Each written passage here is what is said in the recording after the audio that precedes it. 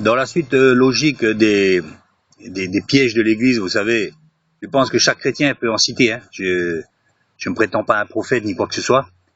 Mais euh, dernièrement, j'ai un frère qui est brave, qui est gentil, franchement, et qui fait de l'évangélisation de rue et tout ça, c'est très bien. Il faisait un article pour dire que ceux qui nourrissaient les chiens, là, les frères et sœurs, les chats et les chiens, avec cet argent, qu'est-ce qu'ils pourraient faire pour la mission? Ils pourraient faire beaucoup pour la mission. Alors qu'est-ce qu'il faut faire? Il faut pas avoir de chats et de chiens. Il faut pas avoir de chats et chiens pour la mission. Mais la mission, quelle mission?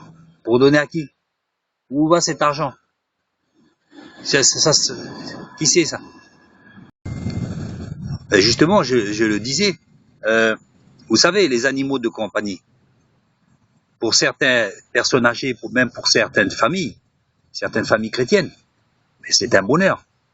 N'oublions pas que quand nous sommes arrivés, c'était les chats et les chiens qui étaient déjà là avant nous. Hein. Nous, on a été là pour s'en occuper. Je veux dire que c'est pas interdit d'avoir un chat et un chien, surtout quand on voit certaines églises où des personnes sont pratiquement jamais visitées. Et jamais visitées. Alors pourquoi aller donner l'argent, se priver d'un chat ou d'un chien et puis rester quoi? C'est tout à fait normal. On va un poisson rouge, un perroquet, je sais pas moi, un animal de compagnie, on lui achète ses croquettes. Ça va pas desservir la mission, quoi. Je veux dire, hein, faut pas aller jusqu'à là. Je vais vous dire justement ce soi-disant pasteur qui a été faire venir un autre pasteur de l'étranger pour faire une mission. Apparemment, il y a eu du monde. Mais j'ai rappelé que bon, vous faites un festival de voyance ou quoi, il y aura du monde aussi, hein. Vous inquiétez pas. Donc le monde, c'est pas une garantie.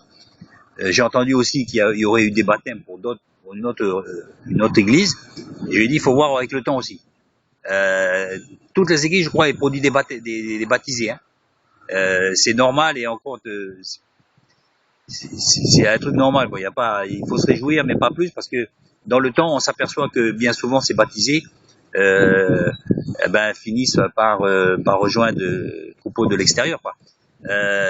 Pourquoi? Ça revient toujours pareil à la faute de l'Église. On n'est pas à s'impliquer, produire des discours, amener certaines âmes, c'est très bien, mais le suivi n'est pas là. Le suivi n'est pas là, parce qu'après il faut suivre ces personnes. Ces personnes, elles vont dans la nature. Comme je le redis encore, bien souvent des personnes ne sont pas visitées, ou alors à un moment donné elles ne viennent pas, on les laisse pour leur compte. Ils viennent pas, il est rétrogradé, on s'occupe plus. C'est une erreur. Il faut aller les chercher. Aller premièrement vers les brebis d'Israël, hein, c'est clairement marqué, hein, avant d'aller plus loin. Voilà. Donc on va faire des missions alors qu'on est divisé, qu'on s'occupe pas du troupeau. Ce même pasteur qui a fait venir une personne de l'extérieur, j'ai écouté une fois son discours, ça tient la route, quoi. Et une fois j'avais eu besoin d'une paire de chaussures. Je lui ai dit, c'est mon frère, quoi. J'ai venu demander. Je lui ai demandé une paire de chaussures. J'en avais besoin. Il m'a dit clairement, à peu près ce langage. Je pensais pas que tu étais tombé à ce point-là. Je pensais pas que tu étais tombé à ce point-là. Ça fait plaisir, quoi. Ça fait plaisir en plus quand on pense, quand cette personne se dit pasteur, quoi. Donc, par la suite, il m'a dit, je te rappelle, chose qu'il n'a jamais fait, quoi. Il m'a jamais rappelé. Et cette personne, après, par la suite, fait venir une personne de l'extérieur pour parler de quoi? Dieu est amour. Et l'amour, j'ai vu l'amour de Dieu qu'il a, lui. Je l'ai vu déjà. Et une autre fois, j'ai amené une personne justement chez ce soi-disant pasteur, une personne, donc c'est pas pour m'enorgueillir, qui avait lâché un peu l'assemblée, que je voyais pas, et puis que j'ai eu à cœur, lui et un autre d'ailleurs. D'ailleurs, l'autre est venu, et cette personne aussi, je l'ai amené, tout, elle a bien rebranché avec le Seigneur, tout. Mais comme moi je travaille le week-end parfois, donc je l'ai proposé. Je l'ai proposé au pasteur, mais il faudrait qu'on vienne le chercher. Et la femme du pasteur a été la chercher, mais elle lui a manifesté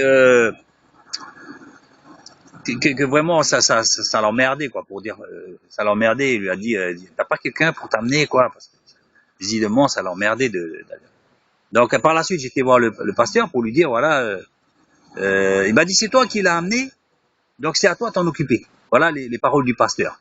Hein, le même pasteur qui avait fait venir une personne de l'étranger pour faire une mission. Hein. Il dit c'est à toi qui l'as amené, alors voilà. c'est à toi qui l'as amené, donc c'est à toi de t'en occuper. Voilà les choses qui se sont passées. Donc aussi, lors de ces discours à ce pasteur, je tairai le nom évidemment, il mentionnait que bon, il fallait aller les uns chez les autres, visiter, c'est tout à fait normal. Aller chez les uns les autres, voir, aller manger entre vous, ça va mon frère, non, je viens te visiter, ça va, comme ça. Pas besoin de motif, juste pour discuter, puisqu'en principe, on est des frères et sœurs, hein, vous comprenez. Bon, lui, il a jamais mis les pieds chez moi, quoi. Il a jamais, sauf pour des trucs concernant des sujets de controverse d'ailleurs, hein, donc par là, voilà. Donc ça se contredit, quoi. Ça se contredit beaucoup. Et donc voilà, c'est pas possible, vous savez, bon, la personne qui va pas trop chercher le comment du pourquoi, gratter la peinture de surface, c'est sûr qu'il peut rester longtemps dans des structures comme ça. Mais par la suite, quand vous aurez des besoins, quand vous aurez des problèmes, eh ben vous verrez vraiment, c'est dans le malheur que l'on reconnaît ses frères. Hein. C'est uniquement quand tout va bien, vous savez, et surtout quand vous donnez même des certaines sommes dans la quête, vous êtes quand même adulé. Hein. J'en ai vu dans certaines églises où un pasteur m'avait dit non, écoute, il faut pas trop parce que faire attention à certains frères parce que il fallait prendre des pincettes quoi en fait parce qu'ils donnaient conséquemment à l'église. Donc voilà, donc la parole aussi, elle peut être un peu privée de sa liberté, voilà, parce que voilà où c'est qu'on rentre dans des choses là et on se dit évangélique, on se dit biblique, on se dit avoir la vérité, mais dans la pratique, on est lié par toutes sortes de stratagèmes, de fausseté et de faux amour. Vous savez, il y a la fausse modestie où on se fait passer pour un modeste alors qu'on ne l'est pas. Et l'amour, c'est pareil. Mon frère par-ci, mon frère par-là. Mais en fait, qu'on est dans la merde, c'est chacun pour soi. Et bien souvent, de ces frères et sœurs qui vont à la Croix-Rouge, à l'assistance sociale, même au secours catholique, euh, au secours social de la mairie, etc., etc. Donc, je pense qu'on a sujet à se remettre en question parce que au-delà de notre beau discours là, l'Église a besoin de se réformer et on n'est pas à la hauteur de nos paroles. Mais alors pas du tout. On est loin du compte parce que ressembler à des distributeurs de discours, collectionner les discours, ça va pas faire avancer le schmilblick. Hein. Il faut plus de pratique, de social et d'entraide vraie, pas pas de la bouche, hein, comme on dit en anglais, lip service. Hein. C'est juste un service de la bouche. Tiens, tu as faim, je te donne un discours. Tu as soif, je te donne un discours. Tu as des problèmes de loyer, mais t'inquiète pas, je vais prier pour toi. Point barre. Non, il faut passer à la vitesse supérieure. Sinon, on est des rigolos. Les gens, ils viennent pas. Faut pas vous étonner, quoi, je veux dire. Hein. Il faut l'église, si elle n'a pas la dimension sociale, n'est pas une église. Je le dis carrément, c'est pas une église. Mais le social aussi doit être conséquent. Hein. Il faut donner quand même quelque chose conséquemment. Et j'en reviens au sujet de pourquoi on ne peut pas donner conséquemment. Tout dépend des églises. Déjà, les petites églises, c'est vrai que ça va être dur. Ça va être dur. Je vois, il y a des petites assemblées où le pasteur il tourne d'assemblée en assemblée là, et il commence à ressembler à certains curés là qui vont de paroisse en paroisse parce qu'il n'y a pas assez de prétendants hein, à la prêche. Et donc voilà, donc évidemment. Mais pour certaines églises assez riches, je le dirais. Donc notre première mission, c'est la mission sociale et c'est dans l'église pour que les gens soient bien et puis se faire boule de neige. Alors, ce qui des fois empêche qu'on ait beaucoup de social, c'est le salaire du pasteur. Je voulais dire le salaire du pasteur. Le pasteur, il mérite un salaire. Mais attention, salaire, c'est salaire. Un pasteur, on paye un pasteur, pas sa femme. C'est comme ça. La Bible nous dit que ceux qui sont mariés s'occupent des affaires du monde, de plaire à sa femme. Donc, on n'a pas besoin d'une semaine entière pour pondre un discours le dimanche matin et puis recevoir, je sais pas moi, 2000 euros, 3000 euros à chaque sermon, plus la paye du pasteur. Alors, je pense que, attention, la femme n'est pas inclue dedans. Bibliquement, ce sont les célibataires qui s'occupent des affaires du Seigneur. Maintenant, admettons, parce que la Bible est inspirée de Dieu. Hein. La preuve, c'est que je pense que chez vous, si une femme vient avec les cheveux tressés, vous n'allez pas la mettre dehors de l'église. Avec les cheveux tressés, vous n'allez pas la mettre hors de l'église. Bon, admettons qu'il se marie. C'est un fait. Bon, ok. Que la femme travaille. Ou alors, on va pas changer le salaire parce qu'il s'est marié. Donc, maintenant qu'il est marié, on va te donner le double de salaire. Non. Le salaire doit être fixe et définitif. Et définitive dans le sens où on peut l'augmenter selon la cherté de vie, selon des critères. Mais il faut pas prendre en compte l'aspect de la femme. La femme doit travailler, de même que le célibataire, ce qui, je pense, est mieux pour le travail du Seigneur, mais chacun tient un don comme marqué. Un célibataire ou qui soit marié, je le dis, ça n'empêche pas de toute façon qu'il trouve un emploi la journée ou même des mi-temps la journée, qui ne soit pas trop à la charge de l'Assemblée, comme l'apôtre Paul. L'exemple frappant. Pourquoi il y a certains pasteurs, je le dis, pasteurs entre guillemets, franchement, entre guillemets, ça devient des boulets. C'est des boulets. Financièrement, c'est des boulets. Les gens ne le voient pas parce que chacun donne un petit peu. Mais donc, cet argent, s'il était mieux distribué au pasteur parce qu'il mérite un salaire, cet argent pourrait servir déjà à l'église pour des gens, parce que on va payer par exemple 1500 ou 2000 euros à un pasteur, alors qu'il y a des gens qui ont beaucoup moins pour vivre, des vieilles qui ont beaucoup moins. Alors où est le partage, où est l'équité? Où est l'équité? Alors ils prêchent pas, ils en parlent. Si, ils ont le droit. Ils ont le droit. Je rappelle que les actes des apôtres, ils mettaient tout en commun. Maintenant, je dis pas qu'il faille faire le modèle exact des actes des apôtres, mais l'esprit est là. L'esprit est là. On peut pas payer quelqu'un pour parler, pour s'occuper, et encore s'occuper, je le dis, il y a des personnes qui sont pratiquement jamais visitées, et il faut que cet argent serve aussi à aller voir les frères et sœurs, leur demander si eux-mêmes, d'ailleurs, ne l'ont pas fait déjà eux-mêmes, pour pouvoir pourvoir à ses besoins. L'autre qui a des difficultés au loyer, l'autre qui a des difficultés, ne serait-ce que pour manger, pour joindre les deux bouts. Est-ce que vous trouvez normal qu'un frère qui prend la Sainte Seine, etc., qu'on dit mon frère ceci, cela, et qui va à l'assistance sociale? Ça peut être normal, mais en même temps, ce frère-là condamne l'Église, même s'il le veut pas lui-même.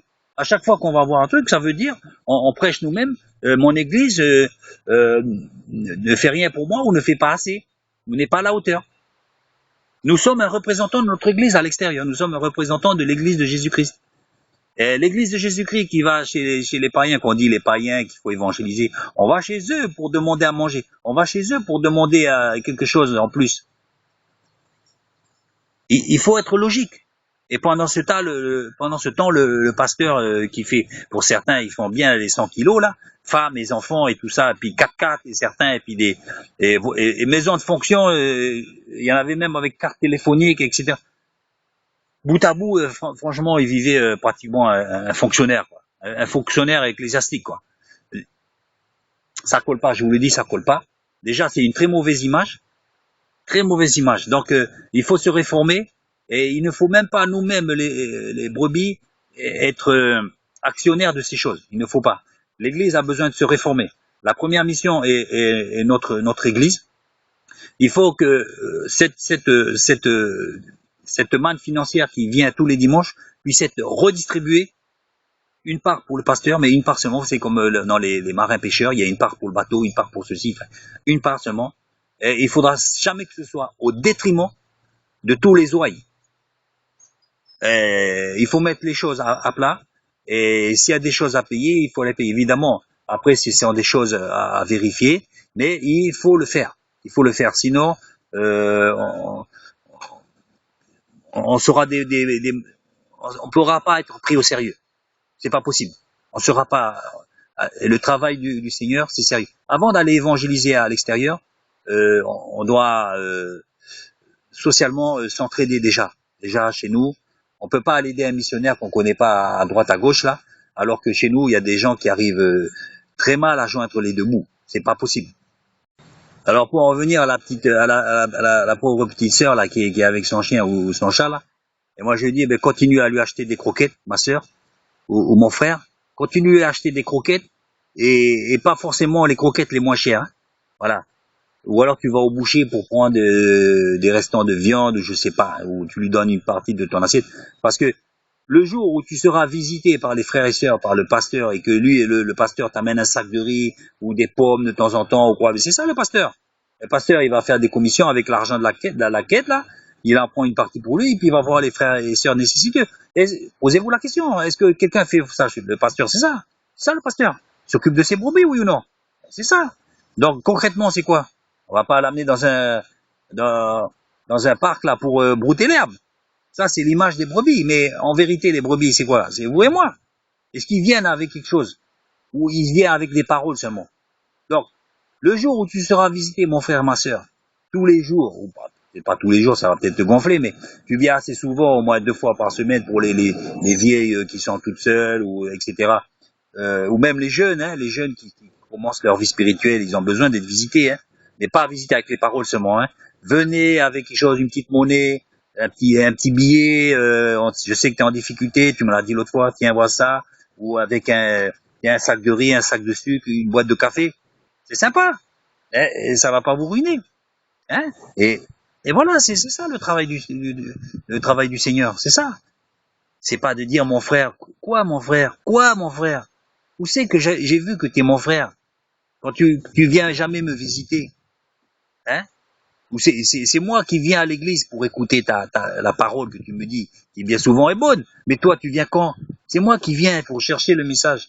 Je viens chercher le message. Je me déplace moi-même, avec mon essence ou avec mes chaussures. Je j'use.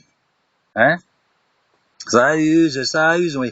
Eh ben, mais toi, est-ce que le pasteur, il vient?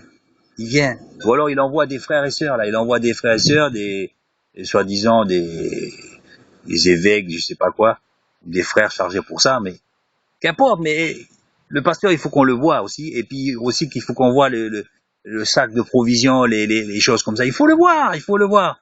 Hein, donc, mon frère, ma sœur, continue à acheter des croquettes, et puis on verra après. Parce que un animal, c'est une création de Dieu. C'est une création de Dieu, ça nous apporte beaucoup.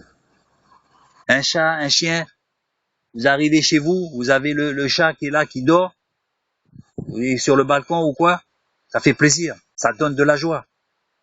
C'est quelque chose que Dieu nous donne. On trouve la joie avec un bon sermon, c'est vrai, avec le partage. Quand tu vois le pasteur qui vient t'amener quelque chose, on trouve de la joie aussi en voyant ce petit chat qui est qui ronronne et qui te fait un peu la fête, et qui mange ses croquettes. Tout ça, c'est des plaisirs de Dieu. Il n'y a pas que les choses spirituelles à s'asseoir dans un banc d'église à écouter un sermon. Alors, garde ton chat, ton chien, et prends des bonnes croquettes. Et à ton chien, ton chat, fais-lui une caresse de ma part. Et fais-lui un gros bisou. Allez, au revoir la famille de Dieu.